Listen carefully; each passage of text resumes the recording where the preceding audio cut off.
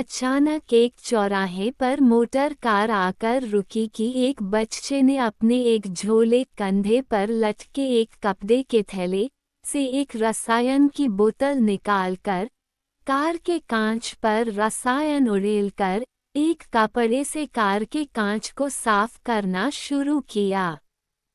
कोई कुछ समझ पाता उससे पहले कार के पीछे की सीट के पास वाले कांच पर खटका कर हाथों से भोजन खाने जैसा कुछ इशारा किया। ये संकेत से कार के पीछे की सीट पर बैठे विदित और माधुरी ने कांच को नीचे करके उस लड़के से पूछा, विदित, क्या तुमने खाना नहीं खाया? भूखे हो क्या? लड़का, साहब 3 दिन से पानी पर गुजारा चल रहा है, कुछ पैसा मिल जाता तो कुछ खा लेता। माधुरी, तुम्हारी उम्र कितनी है बेटा? लड़का, 15 का होने वाला हूँ। विदित, पढ़ाई करते हो? लड़का, साहब, खाने को पैसे नहीं है तो कैसे? और फिर ये भारत है, यहाँ खाली जेब बाप को बेटा पहचानने से मना कर देता है। मुझ गरीब को कौन अपने विद्यालय में पढ़ने देगा? इतनी देर में सिग्नल हरा हुआ। मोटर कार को आगे बढ़ने का संकेत देने के लिए उस कार के पीछे लगे वाहनों ने पीपू हॉर्न बजाना शुरू कर दिया।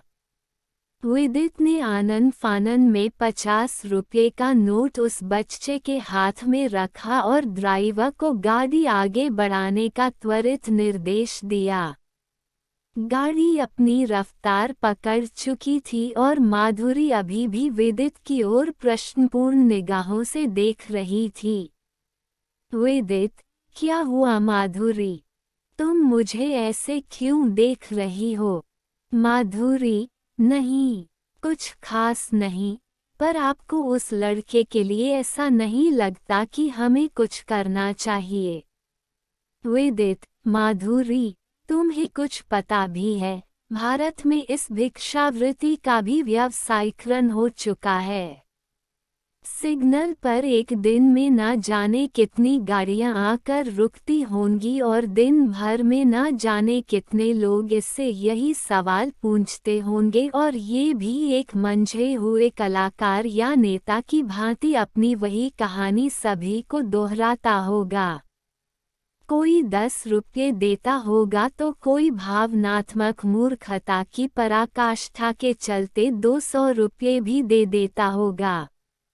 इनकी दैनिकी एक सफल अभियंता से भी ज्यादा होती है।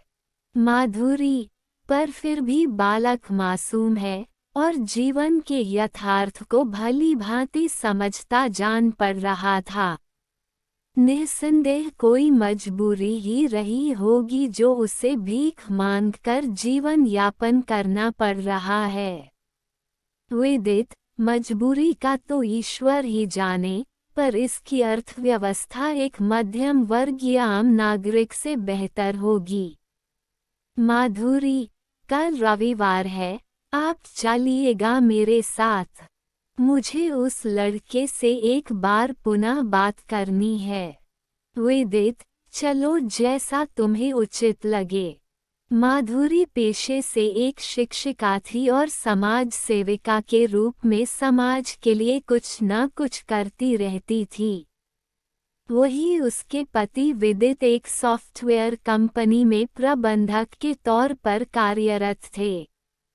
दोनों के विवाह को 3 वर्ष पूर्ण हो चुके थे, किंतु उनके कोई संतान न थी और संभवतः इसीलिए माधुरी समाज सेविका के तौर पर छोटे बच्चों के लिए अपनी सामर्थ्य अनुसार कुछ न कुछ करती रहती थी। शायद इसी के चलते माधुरी को वो भिक्षुक लड़के में एक बालक नजर आ रहा था। अगले ही दिन प्रातः दोनों पति पत्नी उसी चौराहे पर जाते हैं जहां उन्होंने कल उस लड़के को भीख मांगते हुए देखा था। उन्होंने अपनी कार पार्किंग स्टैंड में लगाई और उस लड़के की खोजबीन करनी शुरू की। उसके जितनी उम्र वाले लड़कों को, जो वहां भिक्षावृत्ति कर रहे थे, उसका हुलिया बताया तो उन लड़कों ने सड़क के उस पार लगे खंबे की तरफ इशारा किया। माधुरी और विदित जब उस खंबे के पास पहुंचे तो देखा कि वहां वही लड़का अन्य लड़कों के साथ किसी कपड़े को सूंघ कर झूम रहा है और उसकी ऊपर चढ़ी आंखों से उसके नशामग्न होने का बोध बड़ी ही सहजता से किया जा सकता था। माधुरी ने उससे बात करने का प्रयास किया लेकिन वो लड़का जैसे होश में आने को तैयार ही न था कि एकाएक माधुरी ने उसके हाथ से कपड़ा खींचकर और उसके गाल पर एक जोरदार थप्पड़ जड़ दिया। थप्पड़ की गूंज से वहां मौजूद सभी लड़के भाग खड़े हुए लेकिन वो लड़का वही जमीन पर गिर पड़ा। विदित ने पास की दुकान से एक पानी की बोतल खरीदी और जैसे ही ठंडे पानी की कुछ बूंदें उस लड़के के चेहरे पर मारी वो अचानक से होश में आ गया। लड़का, आप दोनों यहाँ। माधुरी, तुम्हें होश में लाने के लिए ही तो ईश्वर ने हमें यहाँ भेजा था। मुलाकात तो होनी स्वाभाविक ही है। वैसे तुम्हारा नाम क्या है? लड़का, नाम का तो पता नहीं पर सब कन्हैया बुलाते हैं। माधुरी, हरकतें तो तुम्हारी राक्षसों जैसी है, कन्हैया। पर ये सब क्या कर रहे थे तुम? कपड़े को सूंघ क्यों रहे थे? कन्हैया, नशा कर रहा था। कपड़े पर एक द्रव डालकर उसे सूंघने का आनंद ले रहा था। माधुरी, तुम्हारा दिमाग खराब है। तुम पागल हो सकते हो, तुम मर भी सकते हो।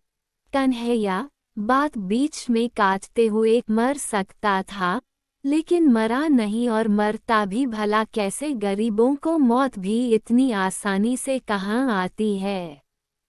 माधुरी, कन्हैया, तुम बहुत छोटी उम्र में ही परिपक्व हो गए लगते हो।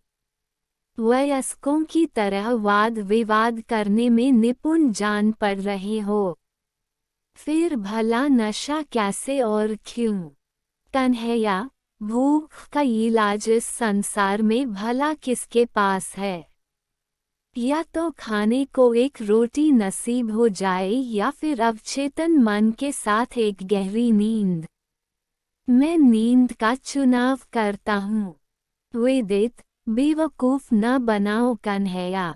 दिन भर का तुम आराम से 2 से 2,500 रुपया कमा लेते होगे और 100-200 रुपये का खाना खाना तुम्हारे लिए कौन सा मील का पत्थर है?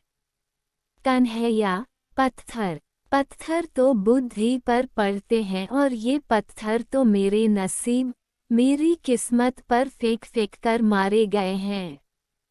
माधुरी, कन्हैया, साफ साफ कहो क्या करते हो इतने पैसों का? कन्हैया, मेरा जन्म किसी और राज्य में हुआ है। मुझे मेरे ही जैसे तमाम लड़कों के समूह के साथ यहाँ लाया गया था। उस पूरे समूह को एक अधेड़ आदमी को बेचा गया था जो हमें रोजाना मारता पीटता था और भिक्षा जबरन मांगने का दबाव बनाता था। कई दिनों तक हमें भूखा प्यासा भी रखा जाता था। भूख के सामने बालहट ने अपनी पराजय स्वीकार कर ली किंतु भिक्षा में प्राप्त आय का अधिकांश भाग वो ले लेता है। विदित, फिर भी भोजन जितना भी नहीं बचता। कन्हैया, प्रतिदिन की भीख से केवल 100 रुपये हमें दिए जाते हैं। कम भीख मांगने पर 100 रुपये भी दूर की कौड़ी है, उल्टा जानवरों से भी बदतर तरह से हमें पीटा जाता है। विदित, तो भी 100 रुपये से भी प्रतिदिन भोजन करना संभव है और कन्हैया, बात काटते हुए 100 रुपये में संभव है लेकिन 100 रुपये भी तो नसीब में हो। आप नहीं समझ पाओगे गणित। माधुरी, कन्हैया, बेटा तुम समझाओ तो। कन्हैया, आपको क्या लगता है ये सड़क मेरे बाप की है? मैं यहाँ भीख मांगता हूँ तो इस सड़क से निकलते अधिकारी या तंत्री मंत्री संतरी नहीं देखते होंगे। वो जो यातायात पुलिस वाला है वो क्यों अपनी आंखें बंद किए हमें यहाँ भीख मांगने देता है? मानवता। छोड़ो साहब, खुलकर बोलना शुरू किया तो न जाने कितने लोगों की धोतियां खुल जाएगी। हम भिखारियों की भीख पर न जाने कितने दरिद्र अधिकारियों के पेट पल रहे हैं। बस 20 रुपये में 2 समय के लिए भूख मिटाने की जो युक्ति उचित लगती है वही हम सब करते हैं। विदित, और ये आपकी युक्ति आप कहाँ से प्राप्त करते हैं महाराज? कन्हैया, वो सामने जो दुकान है वही है हमारे मसीहा। विदित माधुरी की ओर देखते हुए व्यंग्यात्मक मुस्कान के साथ, चलिए हम भी गरीबों के मसीहा से आशीर्वाद ले लें। माधुरी, हाँ अब तो चलना ही पड़ेगा। दोनों पति पत्नी उस दुकानदार के पास जाते हैं। माधुरी, भैया, वो लड़का देख रहे हो सामने? कन्हैया, वो 10 या 20 रुपए में कोई द्रव आपसे लेता है वो मिलेगा। दुकानदार, अभी देते हैं। माधुरी, वैसे भैया ये किस प्रयोग में आता है? दुकानदार, पेन से गलत लिख जाने पर इससे शुद्ध किया जा सकता है। माधुरी, अच्छा तो ये शुद्ध करने के काम आता है। तो इसका मतलब वो लड़का कन्हैया आपसे ये खरीद कर शुद्ध हो रहा है। लेकिन लिखना पढ़ना तो वो जानता ही नहीं है। फिर, दुकानदार, बीच में रोकते हुए, आप पुलिस में हो? माधुरी, नहीं। दुकानदार, तो क्यों बेकार में पूछताछ सी कर रही हो? करता होगा कोई नशा। माधुरी, मतलब आपको पता है कि वो इससे नशा करता है, फिर भी आप इतने छोटे लड़के और उसके दोस्तों को प्रतिदिन ये शुद्ध करने वाला सामान बेचते हो। आपको थोड़ी भी अक्ल है? दुकानदार, ज्यादा ज्ञान देने की जरूरत नहीं है, और फिर मेरा सामान बिक रहा है, मुझे मुनाफा लाभ हो रहा है, तो मैं क्यों ज्यादा सोचूं? माधुरी, मतलब चंद पैसों के लिए आप अपना ज़मीर बेच देंगे, देश बेच देंगे, और तो और देश का भविष्य ये बच्चे। दुकानदार, बात काटते हुए, आप तो ऐसे कह रही हैं जैसे जब कोई पैसों के अभाव में भूख से मर रहा होता है तो आप उसे और उसके परिवार को 2 वक्त का भोजन उपलब्ध करवाने जाती हो। रहने दो, मुझे ज्ञान देकर कोई लाभ नहीं। मैं नहीं बेचूंगा तो ये किसी और से खरीदेंगे। भला नशा की लत किसी की छूटती है? विदित, माधुरी, चलो यहाँ से। माधुरी और विदित उसी खंबे के पास वापस पहुँचते हैं जहाँ उन्होंने कन्हैया को छोड़ा था। किंतु कन्हैया अब वहाँ नहीं था। तमाम पड़ताल करने पर भी कन्हैया का कोई सुराग न मिलने पर विदित और माधुरी वहां से वापस लौट जाते हैं। शायद उन लड़कों में से किसी ने उस अधेड़ व्यक्ति को सूचित कर दिया हो जिसके चलते वो कन्हैया को कहीं और ले गया हो। रोजाना उसी सड़क से निकलते समय निगाहें कन्हैया की तलाश में जैसे व्याकुल होती, लेकिन कन्हैया था कि जिंदगी की बहुत बड़ी हकीकत बताकर वहां से अदृश्य हो गया था। क्या गलत कहा था उसने? पूरा खेल तो भूख का ही था, चाहे फिर वो भूख रोटी की हो या पैसों की। किसी ने बेचा, किसी ने खरीदा। क्यों? पैसा। किसी ने भीख मंगवाए और किसी ने भीख मांगते देखकर भी आंखें बंद कर ली। क्यों? पैसा। कोई समर्थ होकर भी एक भिखारी के पैसों से अपना स्वार्थ जोड़कर बैठा रहा। क्यों? पैसा। व्यापारी जानबूझकर चंद रुपयों के लिए लड़कों को ऐसा सामान बेचता रहा जिससे वो नशा कर पाए। क्यों? पैसा। नशा मुक्ति अभियान सिर्फ पोस्टरों में नशा समाप्त करता है। धरातल पर नशा समाप्त तब होता है जब देश का प्रत्येक नागरिक इसे अपनी जिम्मेदारी समझे। माधुरी और विदित ने कन्हैया को ढूंढने का हर भरसक प्रयास किया। पुलिस को उसके लापता होने की भी सूचना दी कि एक रोज माधुरी के पास पुलिस का फोन आया। इंस्पेक्टर, माधुरी जी से बात हो रही है। माधुरी जी, मैं बोल रही हूँ आप। इंस्पेक्टर जी, मैं थाना हाईवे से इंस्पेक्टर बात कर रहा था, वो कन्हैया के सिलसिले में। माधुरी अत्यंत खुशी के चलते बात को काटते हुए, अच्छा वो मिल गया। कैसा है वो? कहाँ है वो? इंस्पेक्टर, माधुरी जी क्षमा करें, कन्हैया अब इस दुनिया में नहीं रहा। ये खबर सुनते ही माधुरी स्तब्ध सी, कुछ बोलने जैसी स्थिति में भी नहीं थी। इंस्पेक्टर, आप सुन रही हो? Hello hello. माधुरी जी मैं। बताइए। इंस्पेक्टर, कन्हैया की लाश एक नाले के पास से बरामद हुई है। शव को परीक्षण हेतु भेजने पर पता चला है कि कन्हैया की मृत्यु खोपड़ी में भयंकर रक्तस्राव के चलते हुई है।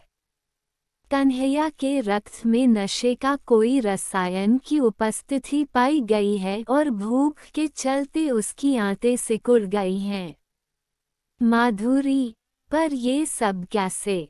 इंस्पेक्टर, अनुमान लगाया जा रहा है कि शायद नशे की स्थिति में नाले के पास से गुजरते वक्त इसका पांव फिसला होगा और सर किसी शिला या पत्थर से जोरदार तरीके से टकराया होगा, जिससे खोपड़ी में रक्तस्राव हुआ होगा और मौके पर ही इसकी मौत हो गई होगी।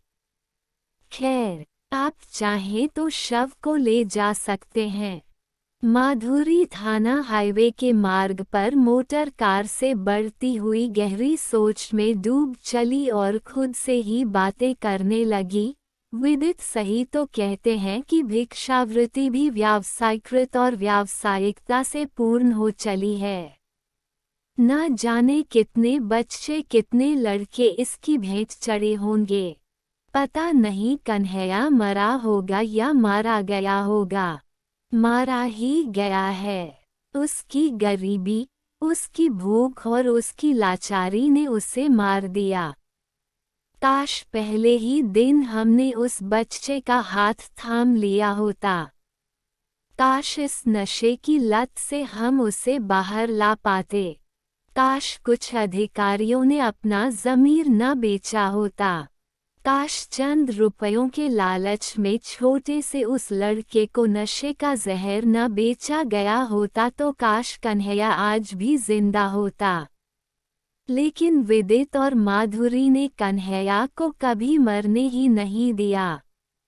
वो जब भी किसी चौराहे पर किसी कन्हैया को भिक्षावृत्ति में सम्मिलित पाते या नशा करते हुए देखते, वो पूरी जिम्मेदारी और अपनी पूरी सामर्थ्यानुसार उसे उससे बाहर लाने का प्रयास करते रहते। शायद कन्हैया उन्हें जीवन जीने की एक वजह दे गया था।